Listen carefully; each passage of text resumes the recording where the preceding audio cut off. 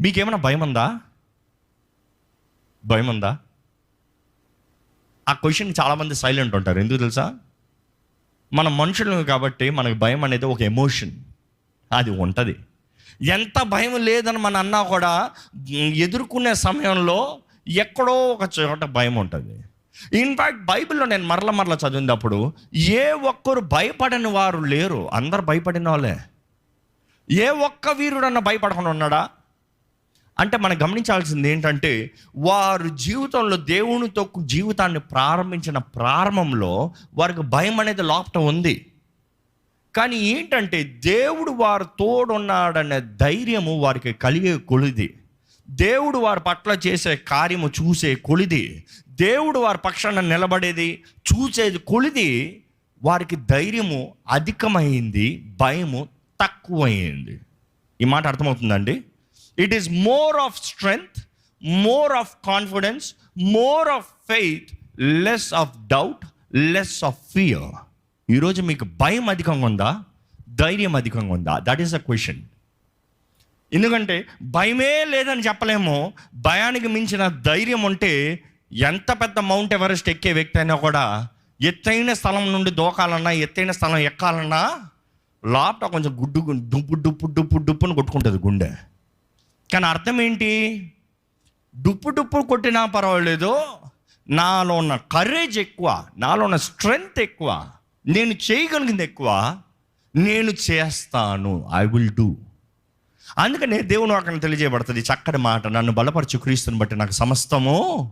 అంటే భయం ఉంది కానీ బలపరుస్తున్నాడు దేవుడు. ఈరోజు మన అందరం we going to the uncertainty, unprecedented times. ఏం జరుగుతుందో అర్థం కావట్లేదు, ఏం జరగబోతుందో అర్థం కావట్లేదు.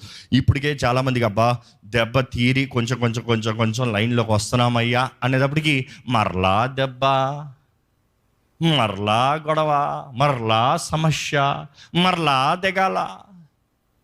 జాగ్రత్త అండి. కాలాలు సమయాలు ఎవరి చేతుల్లో ఉంది, ఎవరు వస్తామని దేవుని వాక్యం తెలియజేస్తుంది? చెప్పండి, గట్టిగా చెప్పండి. దేవుని వశం. He's in control, he's in control. ఆయన మీలో ఉంటే, ఆయన మీతో ఉంటే there is assurance and confidence, there is strength and encouragement where you can overcome fears. భయాన్ని దాటుకుని పైకి వస్తారు. దేవుని వాక్యంలో చూస్తానండి, యేసు ప్రభు జననమే ఆయన మానవుడిగా వచ్చాడని తెలియజేయబడుతుంది. కానీ అది మానవ సీడ్ కాదు, మానవ సహాయం అనేటప్పుడు మానవ విత్తనం కాదు. దేవుడు నరరూపధారిగా వచ్చాడు అనేటప్పుడు ఒక స్త్రీ గర్భాన్ని వాడుకున్నాడు, a channel, a means to come into this world. కానీ పరిశుద్ధాత్మ దూరంగా ఆ వచనంలో చూస్తాం, 20 నుండి 23 వచనాలు చదివితే 20 వచనం చదవండి, చూద్దాం. అతడు ఈ సంగతులను గురించి ఆలోచించుకొనుచుండగా ఇదిగో ప్రభువుతో స్వప్నముందు అతనికి ప్రత్యక్షమై, దావీదు కుమారుడైన యోసేపు, నీ భార్య అయిన మరియను చేర్చుకొనుటకు భయపడకుము. భయపడద్దు. ఎందుకు? ఆయన కూడా భయపడుతున్నాడు. అక్కడ అందరికి భయాలు ఉన్నాయి, ఆయన కూడా భయపడుతున్నాడంట. భయపడద్దు. ఈ మాటలో నాకు చాలా అర్థమైందండి. దేవుడు ఎవరినైనా వాడుకుంటున్నాడంటే అక్కడ భయం అనేది మనలో అధికమవుతుంది. మీలో ఎవరికన్నా దేవుని కొరకు జీవిస్తానికి, దేవుని కొరకు చేస్తానికి భయం వస్తుందంటే that means God is expecting you to do something supernatural. మీ శక్తికి మించింది, మీ బలానికి మించింది, మీరు చేయగలిగిన దానికన్నా అధికంగా దేవుడు మీరు దూరంగా చేయించాలని ఆశపడుతున్నాడు. మీరు చేయగలిగింది మీరు చేస్తే, if it is your own confidence, your own strength, then you cannot. ఇక్కడ ఏం చూస్తే భయపడద్దు. ఎంత భయపడి ఉంటాడు? ఆయన దూతను చూసి భయపడతాం కాదు. ఏమని చెప్తున్నాడు అక్కడ? నువ్వు మరియని నీ భార్యగా తీసుకుంటానికి భయపడద్దయ్యా, నువ్వు చేయాల్సిన పని నువ్వు చేస్తానికి భయపడద్దయ్యా, నేను నీ జీవితంలో పెట్టే కార్యమో తల తోక నీకు కనబడకపోవచ్చు. చాలామంది అంటారు తల తోకలేదు, ఎలా చేయమంటావు అంటారు. ఎందుకంటే ఎప్పుడన్నా మీ జీవితంలో ఎలాగ వచ్చింది, ఎలాగ పోతుంది అనే పరిస్థితులు ఉన్నదంటే అది మీరు ప్రారంభించింది కాదు, ఏ మనుషుడు ప్రారంభించింది కాదు, ప్రారంభించింది దేవుడు. ఎందుకంటే ఆయన తలంపుల్లో ప్రారంభించబడింది. దేవుడు మీ జీవితంలో మిమ్మల్ని ఒక పాల్బందులుగా దాంట్లో చేస్తున్నాడు అన్నది జ్ఞాపకం చేసుకోవాలండి. He wants you to be a part of it. ఒక భాగంగా మీరు అందులో ఉండాలి, ఒక పని మీరు దాంట్లో చేయాలి. మీరు చేయవలసిన భాగము మీరు చెయ్యాలి, ఆయన చిత్తము నెరవేర్తం కొరకని దేవుడు తెలియజేస్తున్నాడండి. ఇక్కడ చూస్తే ఆయన ఎలాగ జన్మిస్తున్నాడంటే భయపడద్దు మరి నీ భార్య తీసుకుంటాను. Go head. ఆమె గర్భము ధరించినది పరిశుద్ధాత్మ వలన కలిగినది. ఎలాగంట?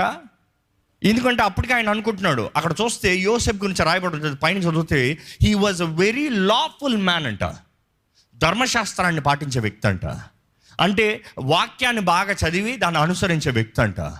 ఆ రోజుల్లో సువార్తలు లేవు, ఎందుకంటే సువార్త ఆయన ద్వారంగా ప్రారంభమవుతుంది అక్కడ. కానీ దానికి ముందు ఉన్న వారికి ఉన్నది తోరా, మొదటి 5 పుస్తకాలు మన బైబిల్లో. ఏది చేయాలి, ఏది చేయకూడదు, ఎలా జీవించాలి, ఎలా జీవించకూడదు, దేవుని పద్ధతులు, దేవుని నియమాలు, దేవుడు చేసిన కార్యాలు, దేవుని గురించి, దేవుని హృదయము అలాగ తెలియజేయబడుతుంది.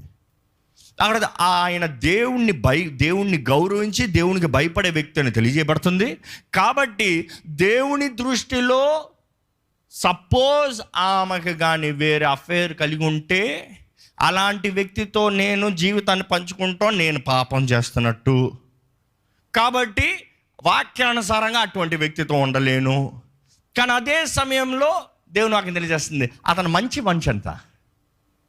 అంటే నన్ను బట్టి ఒకరి జీవితానికి కీడు జరగకూడదు, నన్ను బట్టి ఒకరి జీవితంలో అన్యాయం జరగకూడదు, నన్ను బట్టి ఒక రాళ్ళుతో కొట్టి చంపబడకూడదు. ఆ మనిషి క్యారెక్టర్ చూసారండి, దేవుడు ఆ మనిషిని వాడుకున్నాడంటే ఆ మనిషి క్యారెక్టర్ చూడండి. దేవునికి భయపడే వ్యక్తి, దేవుణ్ణి గౌరవించే వ్యక్తి, వాక్యానుసారంగా జీవించే వ్యక్తి. కానీ అదే సమయంలో ఆ మనిషి ఇతరుల పట్ల ఎలా ఉన్నాడు, నన్ను బట్టి ఇంకొకరు సఫర్ అవ్వకూడదు. సింపుల్. ఈరోజు ఈ 2 ప్రిన్సిపల్స్ మనలో ఉంటే దేవుడు మనల్ని కూడా వాడుకుంటాడు అండి. ఏంటంటే మనలో ఇక్కడ యోసేపు దగ్గర చూస్తే ఆ పైన చదువుతారండి, ఒకసారి ఆ మాట చదివితే బాగుంటుంది అనుకుంటాను. Let's go. 19వ వచనం. ఆమె భర్తైన యోసేపు నీతిమంతుడై ఉండి ఆమెను అవమానపరచునొల్లక రహస్యముగా ఆమెను విడనాడ ఉద్దేశించెను. ఆయన ఎవరంట, నీతిపరుడే ఉన్నాడంట. ఇంకేంటంట, ఆమెని అవమానపరచకూడదని రహస్యంగా విడిచిపెట్టేద్దాము. ఎందుకంటే నా దారిలో నేను పోతాను, ఇతరులకు మాత్రం నా బట్టి కీడు రాకూడదు. ఈరోజు మన మనసు చూడండి, చాలామంది మనసు ఎలా ఉంటుంది అంటే, వారికి ఏదైనా కష్టం వచ్చిందా, వారికి ఏదైనా అవమానం కలిగిందా, వారికి ఏదైనా బాధ కలిగిందంటే చాలు. కొంతమంది చూడండి, వారి మనసు బాగోకపోతే చాలు, ఇంకేం అక్కర్లే, ఏం నష్టపోకర్లే, ఏం కష్టపడక్కర్లే, ఏం పోగొట్టుకోవాల్సిన అవసరం లేదు. వాళ్ళ మనసు బాగాలేదనుకో, మూడు బాగాలేదనుకో, చుట్టున్న వాళ్ళు మూడంతా అయిపోయింది. చుట్టున్న వాళ్ళు మాత్రమే కాదు, ఎవరైతే వారిని ప్రేమిస్తున్నారో, ఎవరైతే ప్రేమించే వారికే ఫోన్ చేస్తారో, ప్రేమించే వారి దగ్గరనే తడతారు. ఎప్పుడైనా గమనించారా? ఎవరిని ప్రేమిస్తారో వారిని కసురుతారు, కర్ర తీసేవాడి దగ్గరికి వెళ్ళడం, పిల్లిలాగా వెళ్ళిపోతారు. కానీ ఎవరైతే మనల్ని ప్రేమిస్తున్నారో, మనం ఎంత తిట్టినా ఓర్చుకుంటారో, వాళ్ళని ఫోన్ చేసి తలకాయ తినేస్తారు. నేను ఇదా, నేను అదా, నాకు ఇదా, లేకపోతే వారి మనసు అంతా కలవరం చేసి పెట్టేస్తారు. అవునా కాదా నేను చెప్పేది? అందరు తల్లు ఊతున్నారు. ఎందుకంటే ఇదే వాస్తవం, ఎక్కడ చూసినా ఇదే గొడవ. కానీ ఈ మనిషి మనసు చూడండి, దేవుణ్ణి గౌరవిస్తున్నాడు, ధర్మశాస్త్రం వాక్యానుసారంగా. He obeyed the law, he loves the law. దేవుని వాక్యం, ఇంకో మాట చెప్పాలంటే దేవుణ్ణి ప్రేమిస్తున్నాడు, దేవుని గౌరవిస్తున్నాడు. రెండోది, నన్ను బట్టి ఇంకోళ్ళకి ఏ హాని జరగకూడదు. ఈ విషయంలో సతమవుతమవుతున్నాడంట. ఇదే మనమైతే ఏమనుకుంటాం, నాకేం కీట లేదు కదా, నాకేం నష్టం లేదు కదా, నేను చేశాను, నేను చేసుకుని వెళ్ళిపోదాం, అనిపించేది అనిపిస్తాను, నాకేం వచ్చింది, వాళ్ళు చేశారు తప్పు, వాళ్ళు అనిపిస్తారులే. కానీ ఈయనైతే సతమతం అవుతున్నాడు. ఉంచుకోవాలా, వదలాలా, ఉండాలా, పోవాలా, అంటే ఇతరుల గురించి ఎంత పట్టించుకుంటున్నాడు చూడండి. అదే సమయంలో అలాంటి తలంపులతో ఆయన పడుకునేటప్పుడు దేవుని దూత దర్శనంలోకి వచ్చి మాట్లాడుతున్నాడంట. నువ్వు భయపడద్దయ్యా, మరి అని నీ భార్యగా తీసుకుంటానికి భయపడద్దు. ఎందుకంటే అది నరుడు ద్వారంగా కాదు, it is not about wrong affair, అది పరిశుద్ధాత్మ ద్వారముగా, పరిశుద్ధాత్మ కార్యము, పరిశుద్ధాత్మ క్రియ. ఈరోజు మన జీవితంలో ఎన్ని పరిశుద్ధాత్మ కార్యాలని మనం అంగీకరిస్తున్నామండి, ఎన్ని పరిశుద్ధాత్మ క్రియల్ని మనం నమ్ముతున్నామండి. ఈరోజు కొన్ని విషయాలు ఎలాగ మారిపోతున్నాయంటే, మనుషుడికి నేను చేస్తేనే అది ఉండాలి, అది దేవుడు చేసినా కూడా నాకు అక్కర్లే, నేను చేస్తానే, నేను కొనుక్కుంటేనే, నేను సంపాదించుకుంటానే దేవుడు ఇస్తాడని దేవుడు ఇవ్వక్కర్లే, నాకు నేను సంపాదించుకుంటాను. వెర్రవీగుతున్నాడు మనుషుడు. నన్ను దేవుడు మన జీవితాలను కోరుకుంటున్నాడు. మన జీవితంలో, మన కుటుంబంలో, మన పరిస్థితులు ఏదైనా ఆయన కోరుకుంటున్నాడు అంటే, నీ చిత్తమేనయ్యా. మరియను చూస్తే ఆరాధిస్తుంది క్రీస్తుని, నీ చిత్తమే జరుగును గాక. యోసేపు దేవుని చిత్తమే, ప్రతి ఒక్కరు చిత్తానికి లోబడారు. It is all about submission, surrender. ఈరోజు మన జీవితంలో we want to calculate things based on our IQ. No, it doesn't work. It is a faithfulness of God. కొన్నిసార్లు దేవుడు ఆయన చేసే కార్యాలు ఎందుకు ఎక్కడ ఏంటి అనేది తెలియదండి. కొన్నిసార్లు జస్ట్ ఒక మాట ఉంటుందంటే, మనకు అనేక మంది జీవితాలు ఎలాగైపోతుందంటే, మాట చాలదయ్యా, నాకు రోడ్ మ్యాప్ ఇవ్వయ్యా, నాకు రూట్ ఇవ్వయ్యా. దేవుడు అన్నాడు, రూట్ అంతా నేను ఇవ్వను, రూట్ నేను నీకు ఇస్తే నీవు సొంత నిర్ణయాలు చేసే వ్యక్తి. ఎందుకంటే మంచి చెడు పళ్ళం తిన్న రోజునే you will try to decide what is right and wrong. You want decide what is good and bad. దేవుడు అంటున్నాడు, అది నేను ఇవ్వను, నేను నడిపిస్తా, నా ఆత్మ ద్వారంగా నిన్ను నడిపిస్తా.